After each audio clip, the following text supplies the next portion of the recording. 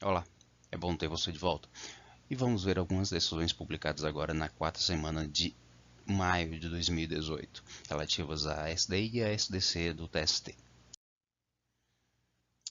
A primeira decisão vem reiterando um entendimento do TST no sentido de que o dissídio coletivo de natureza jurídica não se presta à discussão de dispensa em massa ou dispensa coletiva. É a decisão no RO em dissídio coletivo 69 de 73 de 2012. Nessa emenda você tem que o Pleno do Tribunal Superior do Trabalho sedimentou o entendimento de que a discussão acerca da configuração de dispensa em massa ou coletiva é típica de dissídio individual do trabalho, ainda que plurimo, não sendo admitido o ajuizamento de dissídio coletivo de natureza jurídica para análise do pleito. Isso porque o objetivo do dissídio coletivo de natureza jurídica é a interpretação de normas coletivas pré-existentes ou de disposição legal particular de determinada categoria profissional ou econômica. Presente dissídio coletivo. O presente dissídio coletivo busca a anulação de dispensa coletiva, com reintegração dos trabalhadores, tendo nítido viés desconstitutivo e condenatório, não se enquadrando, portanto, na definição de dissídio coletivo de natureza jurídica. Assim, os fundamentos para esse entendimento são esses de que o dissídio coletivo de natureza coletiva não teria tutela desconstitutiva, tampouco condenatória.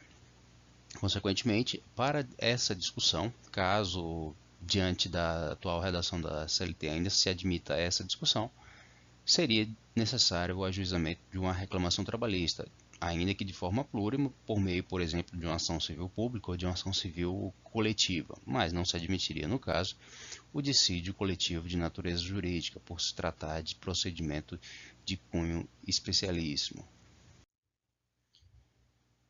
Nesse segundo julgado, também uma situação bastante peculiar, um RO em dissídio coletivo 1.003.126 de 2016.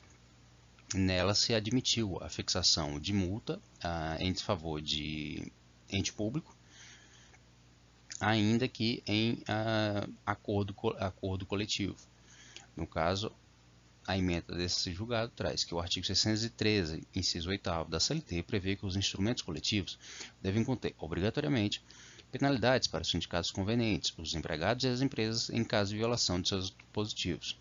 O precedente normativo 73 da SDC, por sua vez, estabelece que se impõe multa por descumprimento das obrigações de fazer no valor de equivalente a 10% do salário básico em favor do empregado prejudicado.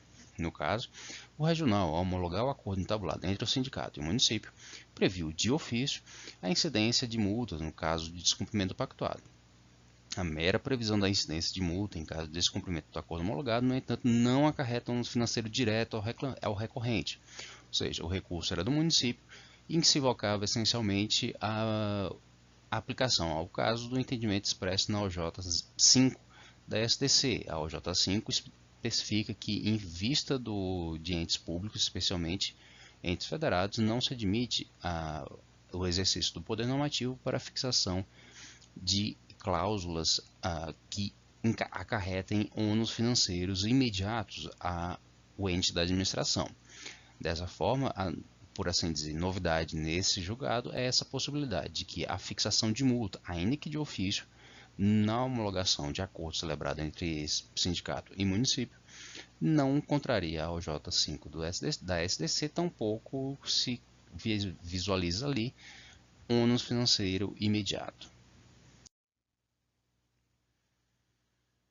O próximo julgamento também é um caso novo, o RO em dissídio coletivo 1.1213 de 2016, se tem a extrapolação daquilo que se viria a considerar condição de greve para fins de obtenção de garantia de emprego.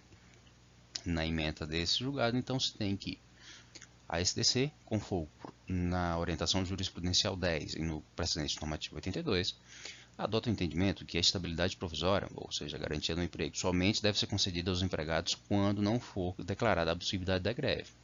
Em caso, ainda que não tenha ocorrido a efetiva paralisação dos trabalhadores, o regional registrou que houve estado de greve, e esse é o termo singular que destaca a novidade desse caso, o que revela o suficiente para a concessão de estabilidade provisória. O mero estado de greve se equipara a um movimento grevista não abusivo, uma vez que também há um desgaste entre as partes, o que torna necessária a concessão de garantias aos trabalhadores, de modo a evitar represálias pelo mero intento de realização de greves. Aqui passando aos julgamentos da SDI, então nós vemos uma circunstância particular que não deveria gerar muitas dúvidas, mas em virtude da novidade também se revela pertinente. É o julgamento do agravo na reclamação 14.702 de 2017. Aqui se confirma essencialmente de que a reclamação cabe a garantir a observância de acordo proferido em incidentes de assunção de competência, de resolução de demandas repetitivas e de julgamento de recursos repetitivos.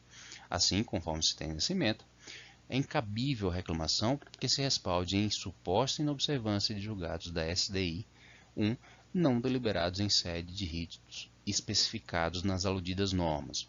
Ou seja, há necessidade de que o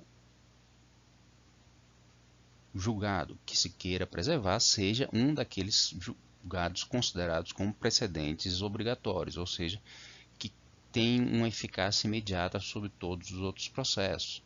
Dessa forma, a reclamação em vista de julgamento comum da SDI não autoriza o uso da reclamação. Sim, ela pode ter consequências diversas para os processos a partir da utilização de recursos próprios, mas a reclamação, nesse caso, não se viabiliza.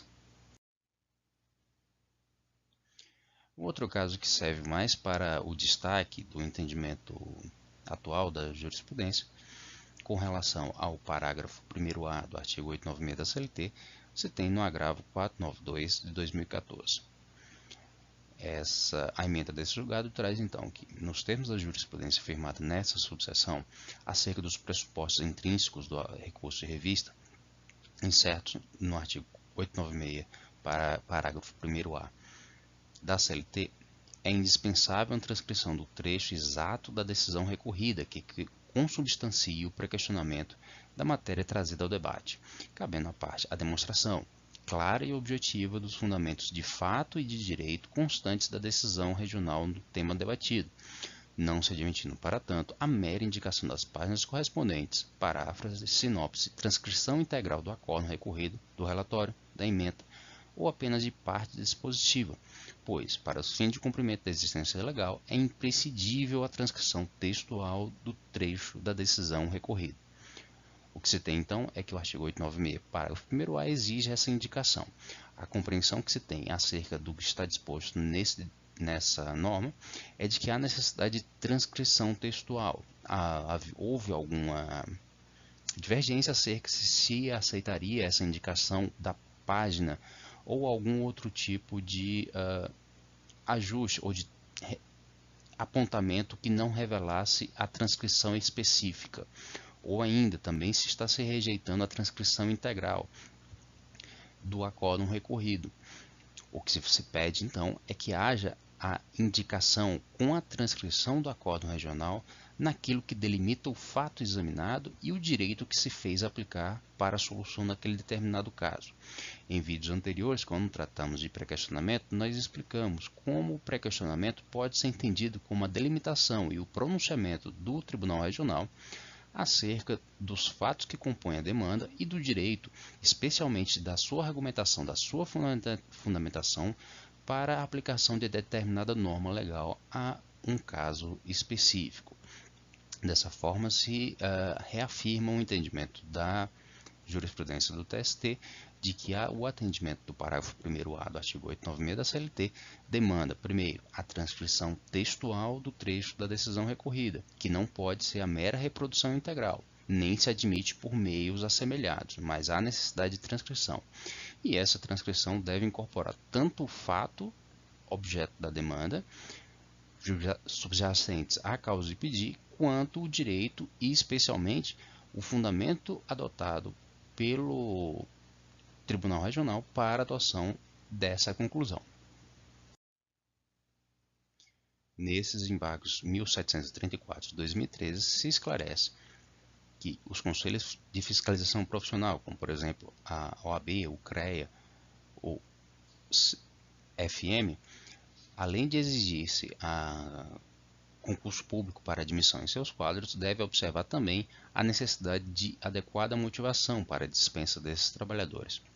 Assim, na ementa desse julgado se traz que a despedida de empregados públicos pertencentes aos quadros funcionários do Conselho de Fiscalização Profissional, admitidos por meio de concurso público, deve ser devidamente motivada, como forma de garantir a observância de princípios essenciais da administração pública, especialmente os da impessoalidade, moralidade e eficiência, expressamente consagrados no caput do artigo 37 da Constituição da República.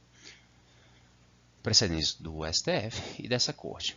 Mais uma vez, relembramos que dê preferência a referir a julgados quando não se tratar especificamente de precedentes. Incide na espécie o óbice do artigo 894, parágrafo 2º da CLT, ou seja, não se admitiram os embargos por se tratar de jurisprudência já uniforme no TST.